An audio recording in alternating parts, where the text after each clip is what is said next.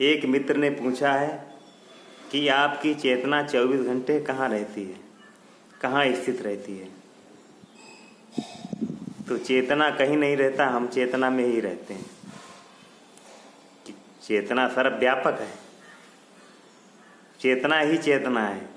शरीर का एहसास ही नहीं होता शरीर का इसमें कोई एहसास ही नहीं होता, सिर्फ चेतना ही चेतना रहती है। सोते समय चेतना ही रहती है, चेतना ही देख रही होती है कि मतलब चेतना कौन, जो बोल रहा वही चेतना, वही देख रहा होता है कि हम सो रहे हैं। अब सोने में सपने भी आ रहे हैं तो देख कौन रहा है, देखने वाला चेतना वो हर समय चेतना साथ में ही रहती है, वो सर्वव्यापक है। और आपके अंदर जो क्वेश्चन पूछ रहा है, इसने पूछा है, वो भी तो चेतना है। उसी तरफ हमें स्मरण दिलाना है। अब यही सतत स्मरण है कि आपके अंदर जो क्वेश्चन पूछता है या हमारे अंदर जो बोल रहा है, उसी पर ध्यान देना है। वही चेतना है जो निर्णय लेता है, वही चेतना है। और जो देखता है वही चेतना है। आप रात में सोते हैं तो स्वप्न कौन देखता है, चेतना ही तो देखती है। आप तो सोते रहते हैं, जो आपके जैसे जागते हैं तो आपके विचार कौन देखता है, विचार भी तो चेतना ही देखती है। चेतना हर समय स्थिर रहती हुई वो देखती है। अब वो हर समय प्रकट ही है, सर्वव्यापक है। तो हमारे अंदर चेतना तो है, बाहर भी है, हमें शरीर का एहसास ही नहीं होता है। और चलते हुए कैसा एहसास होता है, जब हम चलते हैं तो चेतना ही हमें देख रहा है कि शरीर चल रहा है। यही नहीं, जब हम सामने देखते हैं तो जो दूसरा आ रहा है वो भी हम ही चल रहे हैं। मतलब सामने आ रहा वो भी हम ही है और हम जा रहे, हमसे चेतना उस पर गई, मतलब उसके अंदर चली गई तो वो भी हम ही हो गए। सर्वव्यापक है तो हम भी देख रहे हैं, हम जा रहे हैं वो भी आ रहा है।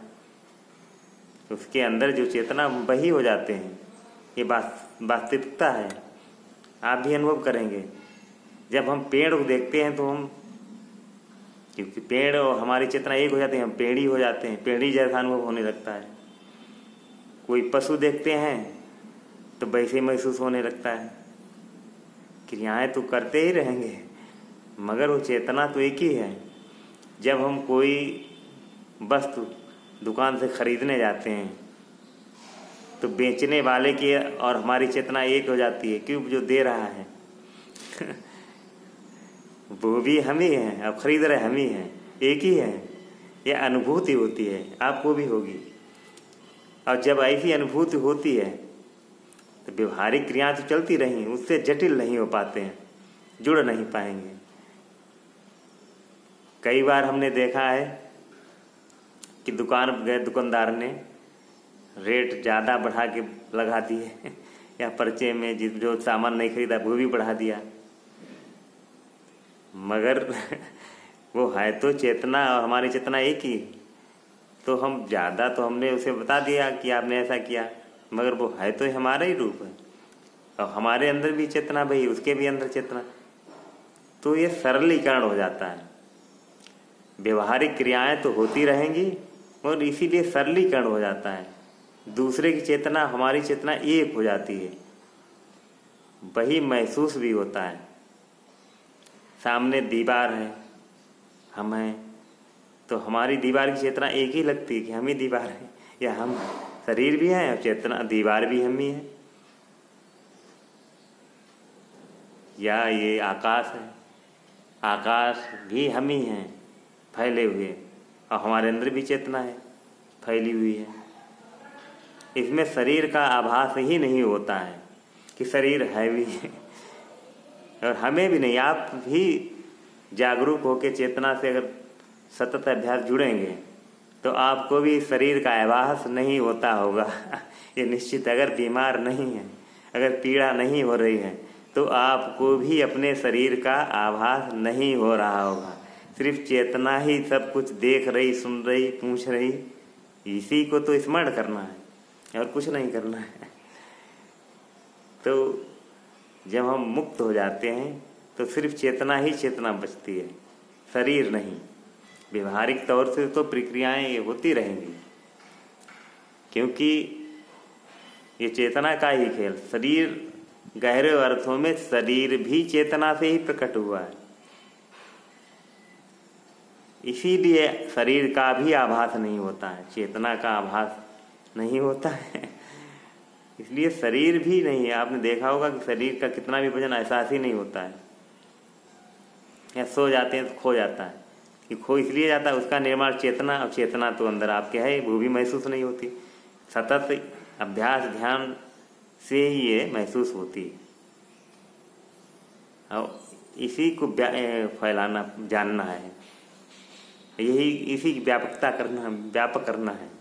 क्योंकि हमारे अंदर है भाई, चारों तरफ है भाई, हर किसी में है। तो ये सब जब प्रकट होती तो भेदभाव खत्म हो जाते हैं। आप एक पत्थर को भी उठाएंगे तो उसमें भी चेतना लगेगी, उसमें भी चेतना होती है। इसीलिए यहाँ भारत भर में पत्थरों की भी पूजा हो रही, नदियों की भी पूजा हो रही, क्योंकि ये मुक्त भाव घटित होता है। तो सब में चेतना है, सबके तरफ हमारी दृष्टि जाती, सब में चेतना ही चेतना है, सबकी तरफ हमारा सर झुकता है, क्योंकि वो हमारा ही रूप है। तो सबकी पूजा होती है। गहरे अर्थों में देखेंगे कि यहाँ कुछ भी गलत नहीं है, क्योंकि चेतना सर्वव्यापक है। पानी में भी, पेड़ पौधे में भी, कोई ऐसा स्थान नहीं है। हालांकि हमने रिसर्च या खोज करके या कुछ उसे निर्माण या रूप दे दिया है, तो चेतना तो है ही। सूक्ष्म अर्थों में जाएंगे तो न्यूक्लियर, इलेक्ट्रॉन, प्रोटॉन ये मूव कर ही रहे हैं। मेटल होते हैं, मेटलों में भी चेतना है। गहरे अर्थों में जाएंगे तो यहाँ चेतन, बगैर चेतन के कुछ है ही नहीं। यही अद्भुत है, यही अद्भुत संसार है, यही ब्रह्मांड है। अब इसी से एकाकार होना है। तो भाई हमारी चेतना तो सर्वव्यापक हो, हम चेतना में ही रहते हैं। हम ही नहीं, आप भी चेतना में रहते हैं, और आप और हम एक ही हैं। एक ही हैं, दूर चाहे जितने हैं, मगर चेतना से एक ही हैं। हम आपको जानते हैं, आप हमें जानते हैं, बस अंदर की तरफ झांकने की जरूरत है। विचारों का कारण भेद हो सकता है, मगर हम दो नहीं हैं। एको हम द्वितीयो नास्ति, हम सब एक ही हैं, एक ही चेतन रूप में हैं। तो हमारी चेतना में आप भी हैं, आप चेतना में हम भी हैं। जैसे जो वायु हम ले रहे हैं, वही वायु आप सांस भर ले रहे हैं, हर कोई वही ले रहा है।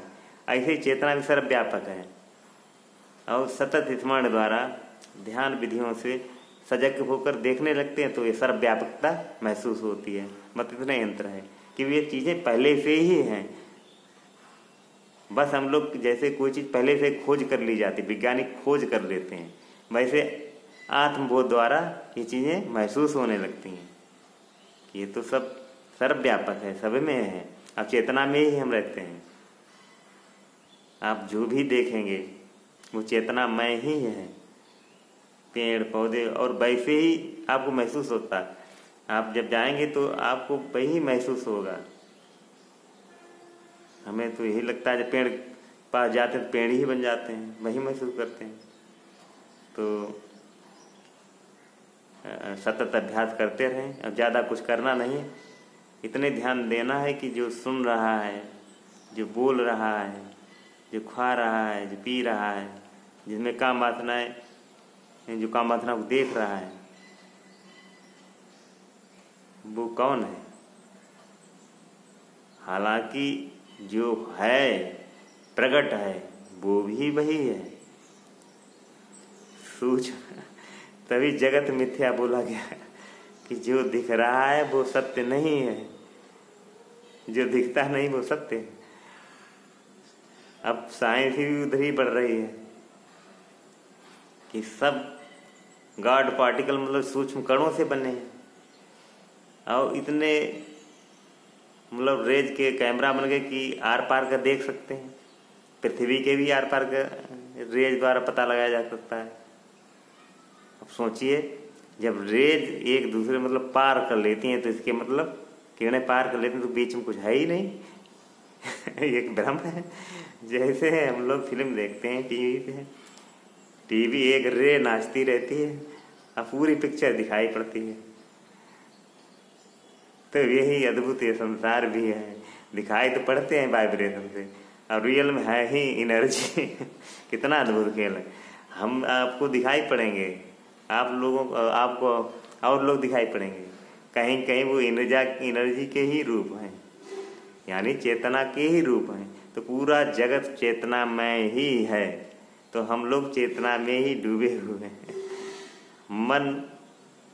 मन बुद्धि से उसे अलग देखते हैं क्यों भाई मन ना हो तो ये खेल कैसे, सब खेल खत्म हो जाएगा यही तो माया है, यही तो मन का निर्माण इसीलिए किया गया है कि सबको एक दूसरे भेद देखें। अब खेल चलता रहे, जो समझ जाता है तो उसके लिए खेल खत्म हो जाता है। नमस्कार।